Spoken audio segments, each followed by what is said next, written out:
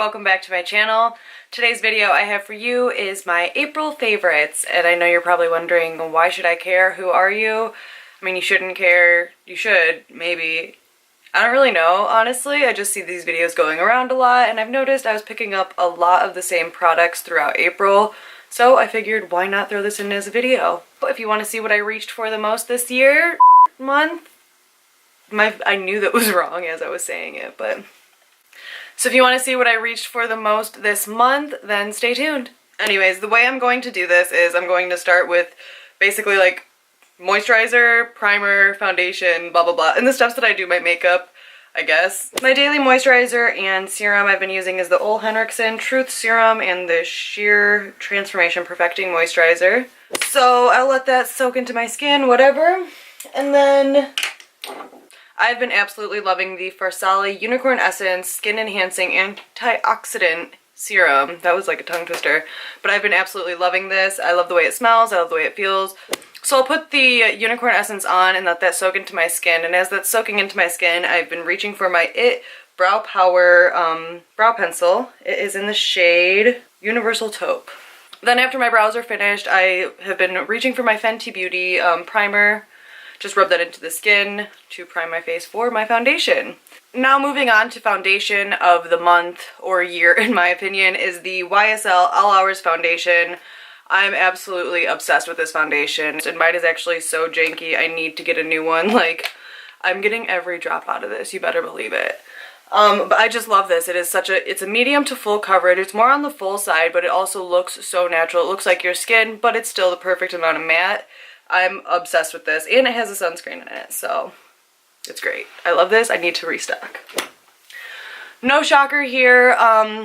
This month I've been reaching for my Tarte Shape Tape to not only conceal but also brighten my under eyes. I do think I need to get a new shade in this though, because it's way too light now that I'm tanner. Now moving on to cream contour.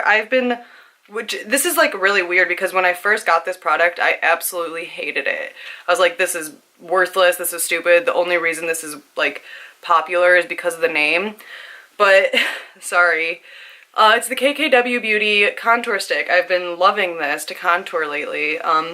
After learning to work with it, it's gotten easier. So I would definitely try this. To set my concealer, my under eyes, my fine lines, and just my entire face in general lately, I've been using the Patrick Star powder with MAC. It's just called Patrick's Powder. I've actually never used any of the MAC translucent powders, or like, yeah, I've only used their pressed powder, so I don't even know if this is like similar to what they already have, but I love this one. It's great. It's like, so it's not as heavy and as like brightening as other powders, you know, where you can get that like kind of ghostly under eye. It just looks very natural and it sets on the skin really nicely. Moving on to bronzing and contouring, I've been reaching for my Wet n Wild contour palette a lot lately, mainly just for this bronzing shard, mainly just for this side here. I just feel like I'm wearing it right now, it gives me that pretty like little glow. For powder contour, actually, I've been loving the Kevyn Aucoin sculpting powder in the shade medium. It's a YouTube favorite. It's great. Moving on to highlighter, I have been loving the Hourglass Vanish Flash Stick, which I actually got in the influencer box, but oh, where is it? Do you see that glow? Oh, there we go. I swatched it weird, but this is it. This is the shade Champagne Flash. With any cream product, you're supposed to put a powder on top of it to set it. So like with my cream contour, I use a powder contour. The powder I've been setting it with is good old Champagne Pop, like hi. So blush in my collection is pretty limited. That's something I actually should grow on eventually when the time is right, but I have been reaching for this blush by Tarte. It's in the shade Feisty. I think it looks really nicely with my skin tone, especially as of right now. Moving on to eyes, my favorite, or the eye primer I've been reaching for the most lately is the Too Faced Shadow Insurance. Not much has changed there. It's between this and the MAC Painterly Paint Pot or just concealer. The palette I've been loving lately, and like, I just love this palette all around.